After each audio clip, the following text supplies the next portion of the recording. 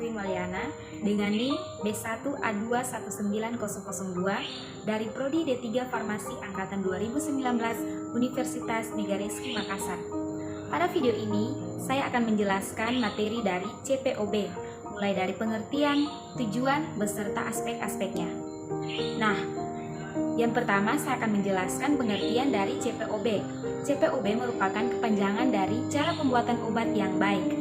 CPOB adalah tata cara pembuatan obat yang baik yang merupakan pedoman wajib bagi semua industri farmasi agar menghasilkan produk yang berkhasiat, aman, dan bermutu. CPOB tidak hanya mengatur aspek produksi, akan tetapi juga mengendalikan mutu obat. Hal ini dikarenakan pengendalian mutu yang menyeluruh sangatlah penting untuk dilakukan agar produk obat yang dihasilkan tidak hanya sekedar lulus dari serangkaian pengujian, tetapi yang lebih penting adalah bahwa mutu harus dibentuk ke dalam produk tersebut atau to build quality into the product. Sampai saat ini, CPOB menjadi pedoman dan acuan yang wajib dipenuhi oleh seluruh industri farmasi di Indonesia dalam melakukan kegiatan bisnisnya. Nah, ada beberapa tujuan diperlukannya CPOB dalam sebuah industri farmasi. Yang pertama, menjamin obat tersebut dibuat secara konsisten. Yang kedua, memenuhi persyaratan yang ditetapkan. Yang ketiga, obat yang dibuat sesuai dengan peruntukan obat tersebut atau tujuan penggunaannya. Yang berikut aspek-aspek CPOB terbaru yang harus dijalankan oleh industri farmasi. Industri farmasi merupakan penentu dalam menjamin ketersediaan obat yang bermutu. Untuk memproduksi dan mendistribusikan obat ke pelanggan, setiap industri farmasi harus mengikuti panduan cara pembuatan obat yang baik atau CPOB agar dapat menjamin dan menghasilkan produk obat yang bermutu. Produk obat yang bermutu tidak hanya ditentukan berdasarkan pemeriksaan produk akhir saja, akan tetapi setiap proses produksi obat, mulai dari penyiapan bahan baku, bahan kemas, proses pembuatan, pengemasan hingga bangunan dan personil harus mengikuti cara pembuatan obat yang baik atau CPOB. Jadi, ruang lingkup CPOB meliputi 12 aspek. Nah, aspek yang pertama yaitu sistem mutu industri farmasi. Pemegang izin industri farmasi atau IIF memproduksi obat sesuai dengan tujuan penggunaan, memenuhi persyaratan izin edar atau persetujuan uji klinik. Selain itu, obat yang dibuat oleh industri farmasi harus menjaga keamanan, mutu dan efektif obat agar tidak menimbulkan risiko yang membahayakan bagi pasien atau pengguna. Industri farmasi harus mencapai sasaran mutu yang handal. Diperlukan sistem mutu yang didesain secara komprehensif sehingga industri farmasi dapat menerapkan cara pembuatan obat yang baik atau CPOB. Nah, aspek yang berikut, yang kedua yaitu personalia. CPOB menyatakan bahwa suatu industri farmasi harus menyediakan sumber daya manusia atau personil yang berkualitas dan terkualifikasi dengan jumlah yang memadai untuk melaksanakan tugas dan tanggung jawabnya dengan baik dan benar. Di dalam CPOB sendiri, masyarakat industri farmasi untuk memberikan pelatihan kepada seluruh personilnya. Pelatihan ini sebagai salah satu bentuk penerapan dari sistem manajemen mutu di industri farmasi yang dapat berpengaruh terhadap mutu produk baik secara langsung ataupun tidak langsung. Pelatihan yang berkesinambungan dilakukan dengan tujuan memperdalam pemahaman personil terhadap proses produksi dan parameter kritis dan dari proses. Menyediakan latihan untuk penanganan atas masalah yang terjadi, memberikan pemahaman prinsip dan aspek CPOB, dan mempelajari penerapan suatu teori ke dalam bentuk praktik.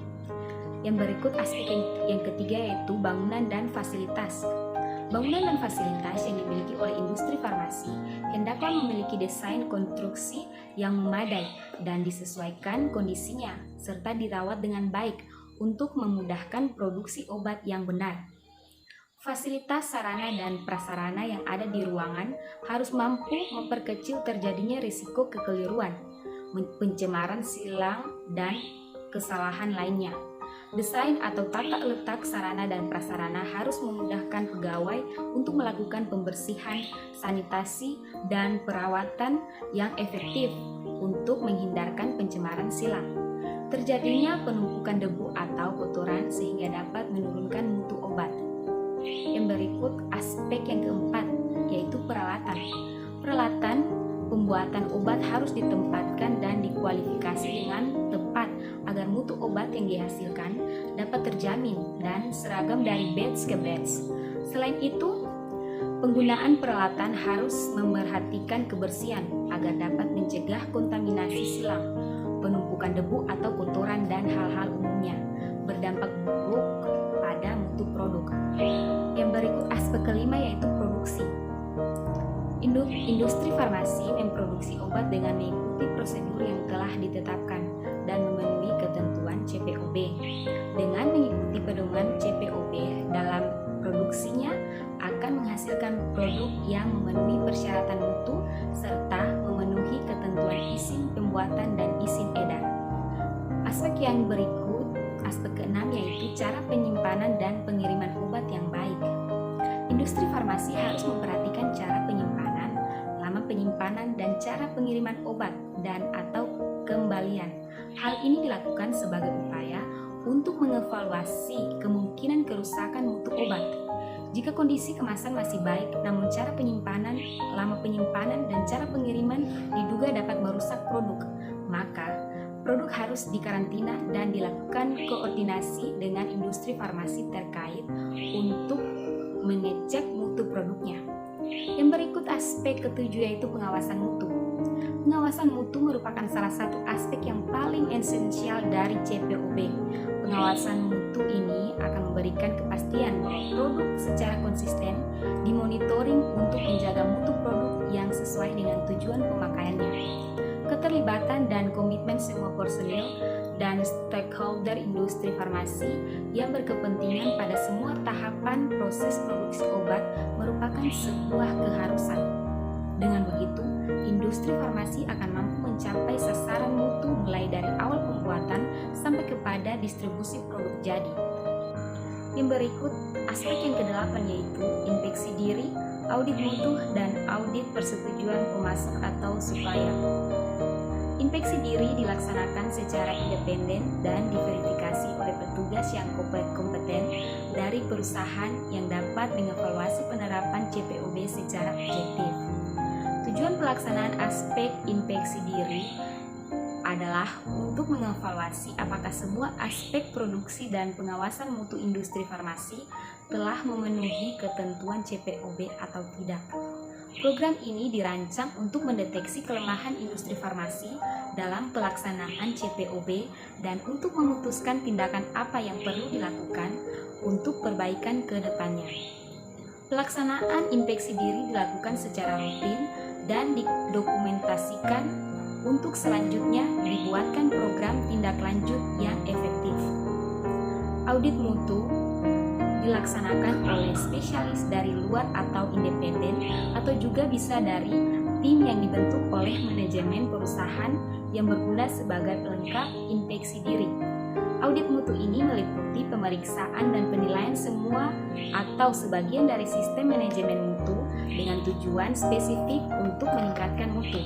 Audit mutu ini dapat diperluas terhadap supplier bahkan produksi atau bahan pengemas yang telah memenuhi persyaratan spesifikasi yang telah ditentukan oleh industri farmasi yang bersangkutan.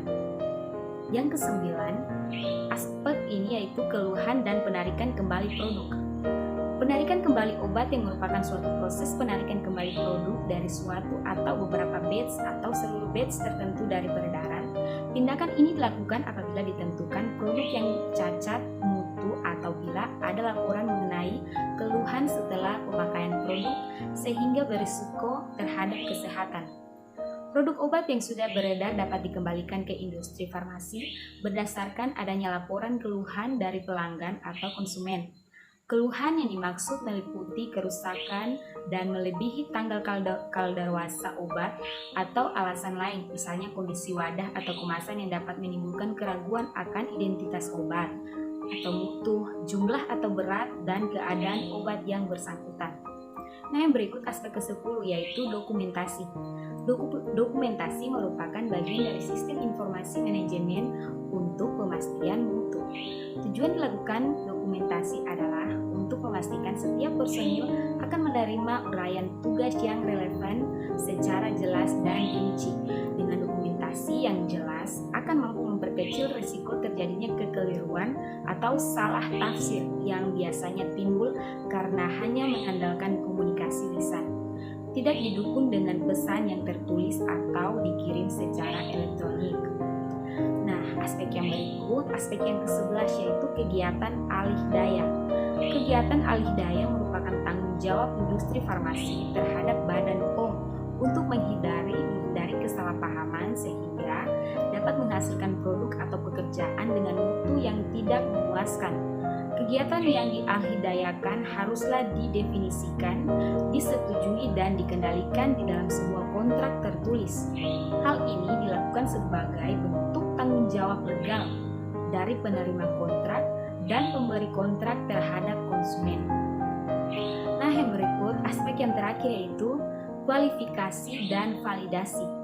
Industri farmasi melakukan identifikasi, kualifikasi, dan validasi yang diperlukan sebagai bukti pengendalian terhadap aspek kritis dari kegiatan yang dilakukan.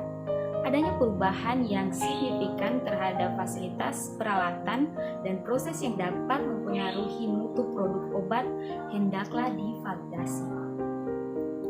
Nah, teman-teman, itu merupakan penjelasan dari materi CPOB. Semoga teman-teman dapat memahami dan video ini dapat bermanfaat bagi teman-teman sekalian. Terima kasih.